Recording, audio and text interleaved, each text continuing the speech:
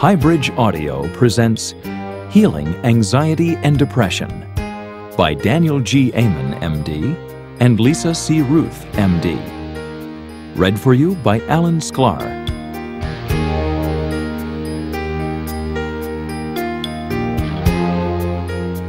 Anxiety and depression are major public health problems that are reaching epidemic levels in the United States. According to the National Institutes of Health, NIH, they affect 38 million Americans each year. Additionally, twice that number, 75 million, will suffer from an anxiety or depressive illness during some point in their lives. The loss to our society from these illnesses is staggering in terms of individual pain, family strife, school and relationship failure, lost work productivity, and death. The Rand Corporation estimates that anxiety and depressive disorders cost the United States $80 billion annually, more than half of the nation's total mental health bill of $150 billion. Of the $80 billion figure, $24 billion occurs in lost workdays each year, and more than $22 billion is lost from decreased productivity due to symptoms that sap energy, affect work habits, and cause problems with concentration, memory, and decision-making.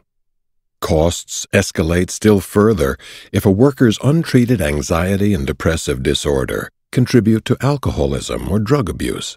Still more costs result when an employee or colleague has a family member suffering from these illnesses.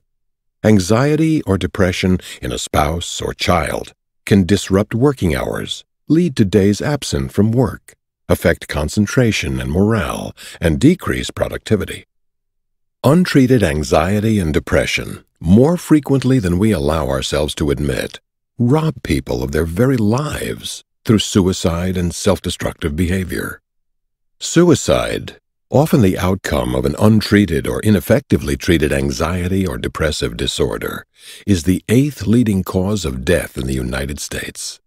Sadly, suicide has tripled among teenagers since 1955 and has risen at an even greater rate among the elderly. Suicide affects spouses, parents, children, grandparents, friends, and co-workers, often for the rest of their lives. Until recently, many people felt that anxiety and depression were the result of a weak will, bad character, or sin. Recent brain science has clearly revealed that these disorders are in large part the result of brain dysfunction. Our work at the Amen clinics has shed more light on the diagnosis and treatment of anxiety and depression by utilizing high-tech brain imaging studies. These studies have helped us to see the underlying brain problems associated with these disorders and have helped us target more effective treatment. We have learned that anxiety and depression may not represent separate entities, but rather a spectrum of disorders requiring carefully tailored treatment protocols for optimal outcome. This audio program is about the exciting discoveries we have made and the treatment regimens we use. Cassie. As 43-year-old Cassie sat on the blue leather couch in the Amen clinic, tears flowed down her cheeks as she said she could no longer focus on her work as the head of a nonprofit corporation. She could not escape feeling sad and nervous and being overwhelmed by negative, self-loathing thoughts. She said she was weeks behind on an important project and was on the verge of being fired from a job she had loved for more than 10 years. The trigger to this episode of inner turmoil, she had had another period in college, was her failure to get pregnant. She had one child, an 8-year-old son, but was unable to get pregnant again, although she and her husband had been trying for 6 years. She always wanted to raise a daughter and was beginning to believe that it would never happen.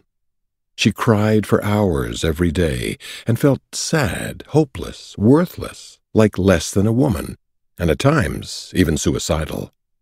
Additionally, she had frequent headaches, no interest in sex, and was very irritable with her son and husband. Her symptoms worsened during the last 2 weeks of her menstrual cycle. Her husband stayed at work longer to avoid her emotional storms. Her son felt the tension at home and had trouble focusing at school. She came to the Amen Clinic after she saw a story on television about our brain imaging work. After taking her history and performing a non-invasive brain scan called SPECT, Single Photon Emission Computed Tomography, we discovered that Cassie's emotional brain was dramatically overactive. She had too much activity in her limbic system, putting her at risk for depression. Too much activity in her basal ganglia, causing her to feel anxious and emotionally stirred up. And too much activity in her anterior cingulate gyrus, causing her to get stuck on negative thoughts and behaviors. She had brain reasons for feeling so awful. To us, this pattern was very clear. She had type 4 overfocused anxiety/depression, one of 7 new types of anxiety and depression that we have described based on our extensive brain imaging work. With the right combination of medication and therapy, Cassie began to heal. Because family members often suffer along with the person who has the illness, we included her husband in the treatment process. The brain scans helped her husband understand that his wife was suffering from something specific, not just acting badly. He became an active participant in her healing process because he wanted his wife back. As Cassie began to heal, her marriage strengthened, and she became a more consistent parent to her son. Cassie said the brain scans helped her better understand her illness, forgive herself for her erratic behavior, and be consistent with the treatment she needed. Anxiety and depression, separate or interrelated illnesses. Traditionally, psychiatry has diagnosed anxiety and depression based on symptom clusters, rather than underlying brain dysfunction. However, ignoring brain function limits our diagnostic accuracy and ability to be successful in combating these illnesses. Based on the Amen Clinic's extensive brain imaging work, we have seen that there are at least 5 major highly interconnected brain circuits that underlie most anxiety and depressive disorders. Problems may arise in individual brain circuits or in a combination of them. The basal ganglia, deep brain structures, set the idling level for the body. When they are too active, people feel revved up, anxious, and on edge. When they are underactive, people feel slowed down and unmotivated. The deep limbic system, or emotional brain, sets the feeling tone of the mind. When it is overactive, people tend to feel depressed, negative, hopeless, and have appetite and sleep problems. The anterior cingulate gyrus in the frontal lobes helps the brain with cognitive flexibility and shifting attention. When it is overactive, people tend to get stuck on negative thoughts or behaviors, seen commonly in both anxiety and depression. The temporal lobes are involved with mood instability, temper control, and memory. When they fire erratically, people may have periods of panic or fear for no reason. They may have dark, evil thoughts, or they may be aggressive toward others or toward themselves, suicidal behavior. The prefrontal cortex is the brain's supervisor and helps with decision-making, attention span, judgment, and impulse control. When underactive, people tend to have trouble focusing and often exhibit poor judgment. When it is overactive, people tend to worry and have trouble letting go of hurts and bad thoughts. Understanding these brain circuits is critical for proper understanding and diagnosis of anxiety and depressive disorders. Until recently, we had no way of looking at the brain function of individual patients. Through the advent of sophisticated imaging technology, the application of which we have helped pioneer at the Amen Clinics, we can see and evaluate which of these systems work well, work too hard, and/or do not work hard enough. Understanding the role these symptoms play in the genesis of anxiety and depression has led us to exciting new information in diagnosis and treatment, and a new way of classifying these illnesses. Applying this technology while following the course of treatment and tracking changes in brain systems has led to more effective treatment.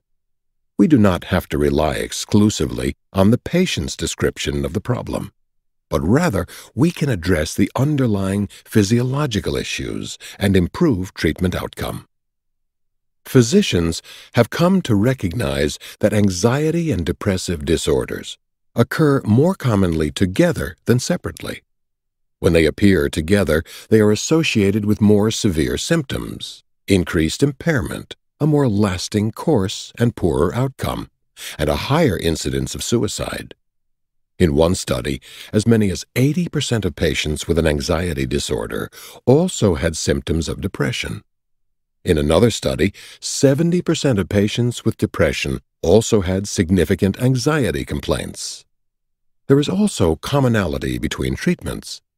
Antidepressants and cognitive therapy, therapy for one's thoughts, are commonly used to treat both depression and anxiety.